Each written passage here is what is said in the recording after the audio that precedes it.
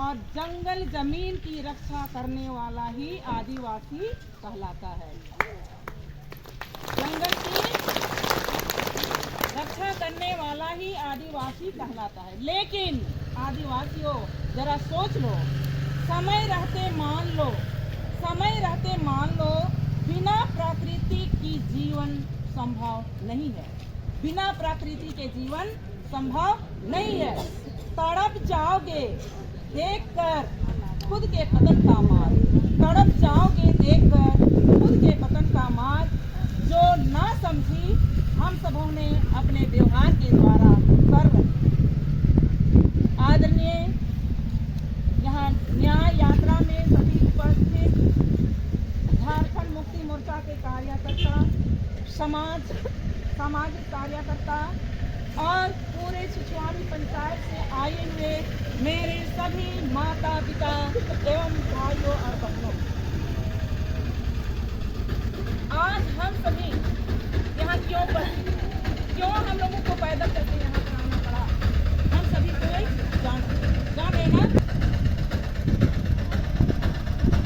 हम आदिवासियों के ऊपर कहाँ पर पेशाब किया जा रहा है, पानी पीने के नाम पर मारपीट किया जा रहा है, तो कहीं जंगल जमीन को छीनकर उद्योगपतियों को दिया जा रहा है।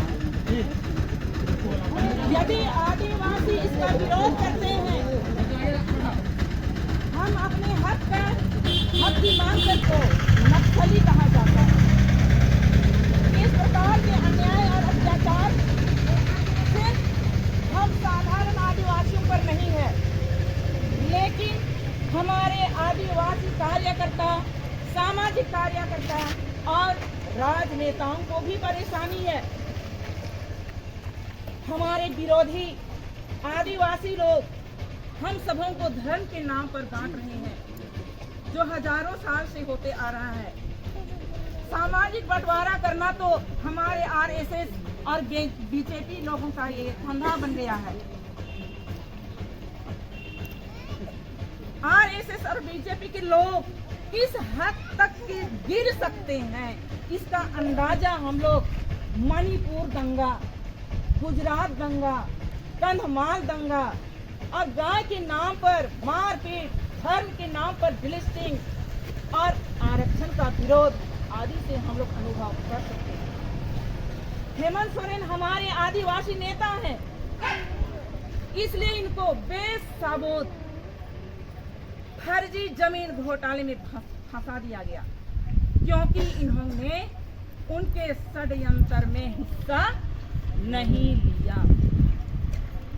हम देखते हैं जब मुसलमान लोग अपने हक की बात करते हैं तो इनको आतंकवाद कहा जाता है, और जब सिख अपने हक की मांग करते हैं तो उनको खालिस्तानी कहा जाता है, और जब हम आदिवासी अपने हक की मांग करते हैं तब हम लोगों को क्या कहा जाता है, नक्सली। और तो और इनके कई कारनामे हैं। भारत के मूल निवासियों को डराने, धमकाने और दबाने का काम करते हैं। ये लोग भारत के मूल निवासियों को संसद में, यूनिवर्सिटी में, न्यायालय में, कार्यपालिका, मीडिया, बिजनेस में, जो कि पावर सेंटर होते हैं, इसमें हम लोगों को देखना नहीं चाहते हैं कि हम उस पद पर आसीन हैं। इनका सामाजिक उद्देश्य, हमारे विरोधियों का सामाजिक उद्देश्य है हम सबों को विभाजन करना और खुद के वर्चस्व को बनाए रखने के लिए मूल निवासी नेताओं के ऊपर ईडी लाना, सीबीआई के चक्कर में उनको फंसाना। आज वही हुआ है हमारे भूतपूर्व मुख्यमंत्री के साथ।